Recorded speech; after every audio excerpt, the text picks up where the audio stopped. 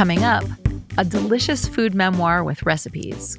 A story about how a book can change the author. Plus, our distraction of the week. I'm Mel. I'm Dave. This is the Library of Lost Time. First, a quick programming note. We will not be here next week. We are going on a combined business pleasure trip. We're going to be in France for a little bit, and you will hear again from us on February 14th. What's your book this week? I'm sharing a book I received from a dear friend for my birthday. It's Cold Kitchen by Caroline Eden. The author, Caroline Eden, has written for the Financial Times and The Guardian. She's also authored a handful of cookbooks about Central Asia, Turkey, and Russia. All of her writing combines travel stories with very sense-driven food writing and recipes. This book, Cold Kitchen, is an exploration of the world that's grounded in her kitchen in Edinburgh. The narrative covers a year in her life, and the book is divided into the 4 seasons. Each chapter is an essay about an ingredient or a food memory that she has from her travels, like pies on a Russian railroad or a hike in Scotland in search of cloudberries. Oh, that's nice. Her essays seamlessly weave history, culture, and travel adventures with her observations. She has a gift for making it feel very personal without making it feel overly intimate. That's a fine line. Her stories are threaded with references to other books and vivid descriptions of ingredients. It often feels like you've been dropped into the middle of the action. A chapter called Better a Dinner of Herbs starts like this. You're going to hear the word dulse in this quote. Dulse is a type of red seaweed. Okay. Rain is rushing in from the North Sea, battering the wild greens and pot herbs. The deluge, like a bird song or the distant buzzing of the very first lawnmower, is ringing in spring, a time of nervous and untrustworthy weather. Whole banks of wild garlic are glistening and reeking down by the River Tweed. There are buds on the trees, and blossom is promising just up ahead. The land is dandelions, and the sea is dulse. Kitchens have their seasons, and in this subterranean world, hidden from rainstorms and eager winds, is a world of wheat, wine, and herbs.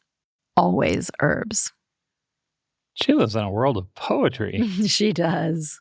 That's amazing. That chapter ends with a recipe for a springtime soup with handfuls of fresh herbs, preserved lemon, and croutons. You could also make simple candied brittle with nuts and cherries. Yes. Or cozy Polish beef soup topped with feta. Also good. There's a recipe for bread pudding made with dark beer and rye bread. And all of them come with memories and stories built in. I've been kind of dipping in and out of the pages while I'm reading other books for a strong sense of place. It's like hanging out in the kitchen with a well-traveled foodie friend. Nice.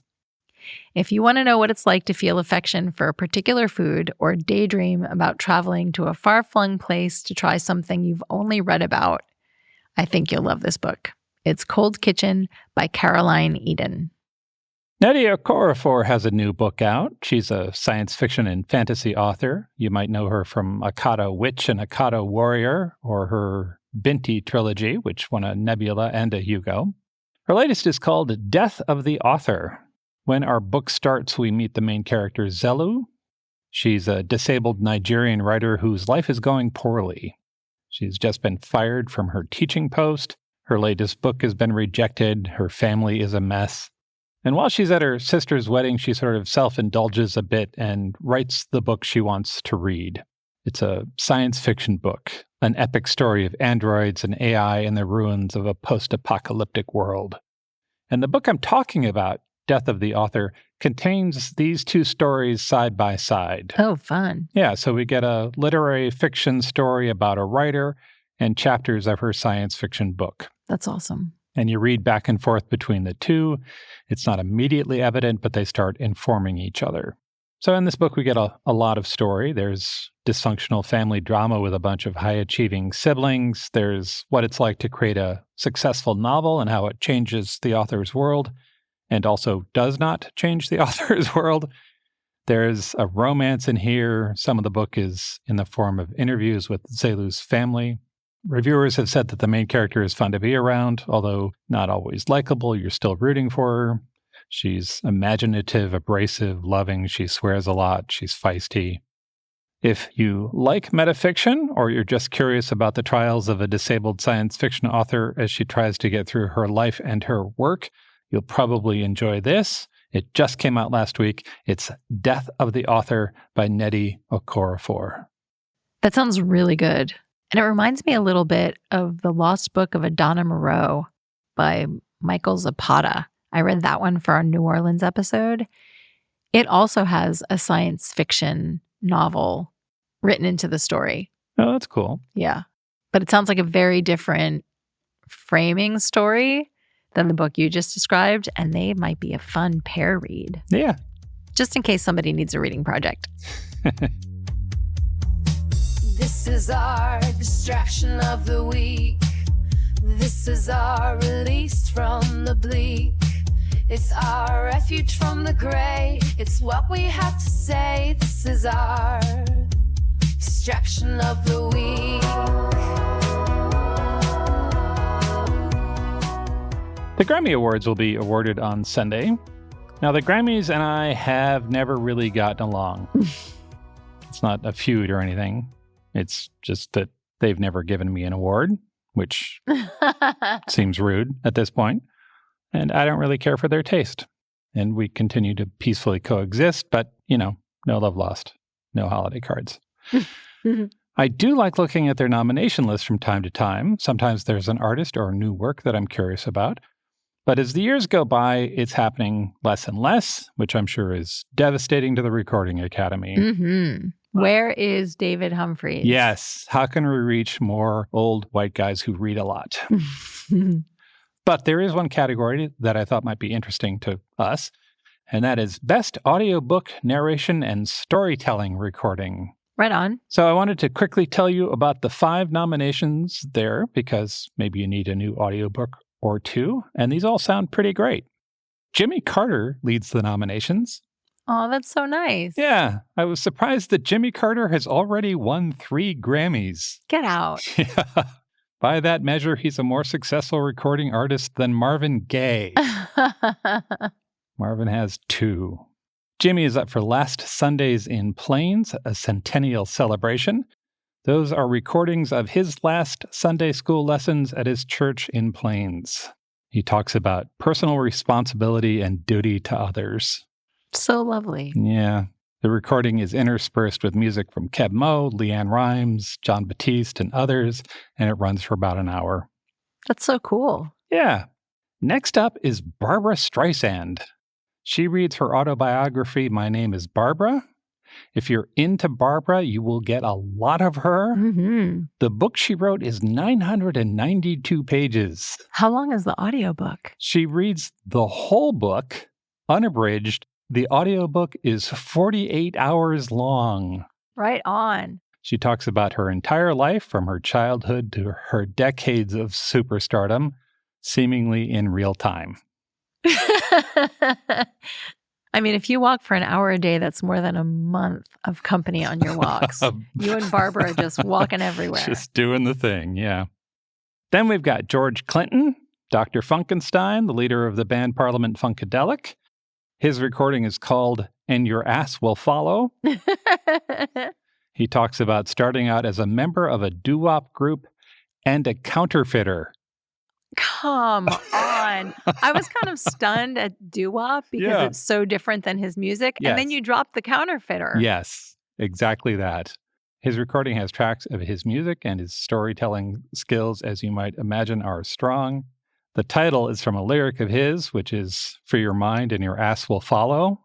You might remember when En Vogue made that into their own song. Mm-hmm. And Your Ass Will Follow runs about an hour and 20 minutes. Our 4th nomination is All You Need Is Love, The Beatles in Their Own Words. This is based on a book by Peter Brown and Stephen Gaines that came out in September. Those guys know some things about the Beatles. Peter Brown was on the Beatles' management team. He was the best man at John's wedding to Yoko. He was name-dropped in one of the last Beatles singles. Wow. Yeah. Stephen Gaines has written about the Beatles with Peter Brown for over 40 years. The book is a collection of interviews that happened before 1980, which is significant because that's when John was assassinated. Mm-hmm. A central thread through the book is, why did you guys break up, and why are you so angry with each other now? To do the audiobook version, they introduced a cast of actors to play the different musicians and the people in their circle. If you're curious about the Beatles, this will offer insight into where they were after they broke up. I hear there is a ton of intrigue and drama. The audiobook is a little under 10 hours long. So we've got 4 strong contenders. Mm-hmm. Jimmy Carter, Barbra Streisand, George Clinton, and the Beatles. Who will walk into the arena last?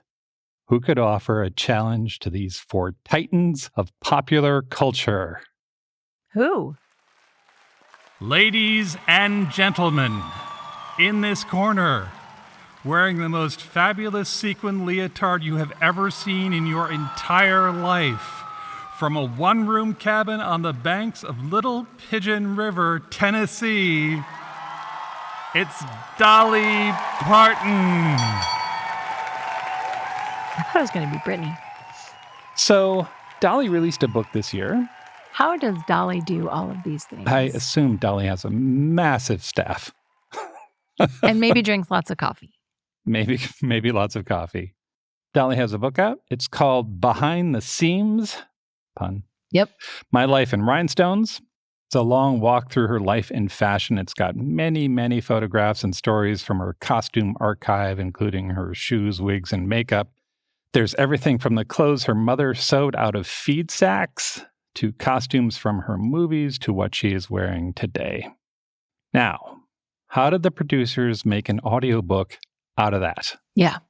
They had Dolly come in and they watched her as she went off script. Amazing. Yeah. So you get her talking about her clothes as she remembers them.